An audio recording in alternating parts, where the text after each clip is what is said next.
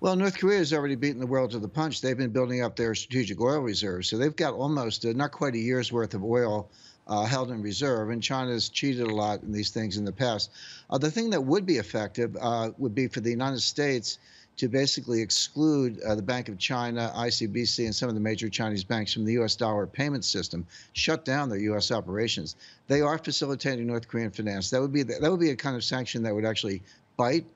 But my expectation would be if we did that, China wouldn't necessarily put pressure on North Korea. They would just escalate with other sanctions against the United States. So you'd have an escalating trade and financial war between China and the United States without solving the North Korea problem. North Korea is in a state that's called breakout.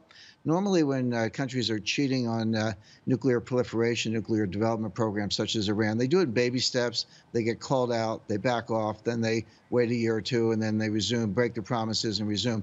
North Korea has put that aside. They're in what's called breakout. It's like in U.S. football, you're in the red zone, you just throw a pass to the end zone. He's going for it. He's not hiding anything, and he's hoping that the U.S. is bluffing, and he'll be able to get a serviceable ICBM with a hydrogen bomb that can destroy Los Angeles before the U.S. does anything. The U.S. has maybe 6 months to act, and we will. So, Jim, you're talking about a preemptive strike from the U.S. on North Korea. You don't think that China would get a lot tougher on Korea if it saw that coming? Or alternatively, what on earth does China do if America attacks North Korea?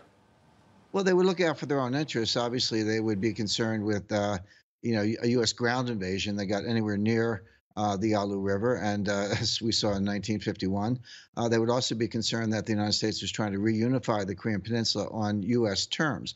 So the way the U.S. would deal with China is say, look, we're going to act strategically. We're going to use tactical means to destroy the regime, but we're not going to get anywhere near the Yalu River. We'll have special operations. We'll use cyber warfare. The first thing will happen, the place will go dark. We'll shut down the power grid, shut down the command and control, use psychological operations, cyber operations before the heavy bombers move in, so that North Korea won't even be able to order its artillery to fire. But of course, they will fire.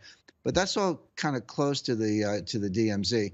Now, we'll keep away from the Yalu River, and we'll tell China when this is over, we will talk with you, work with you about reunification on mutually acceptable terms. That'll be good enough for China.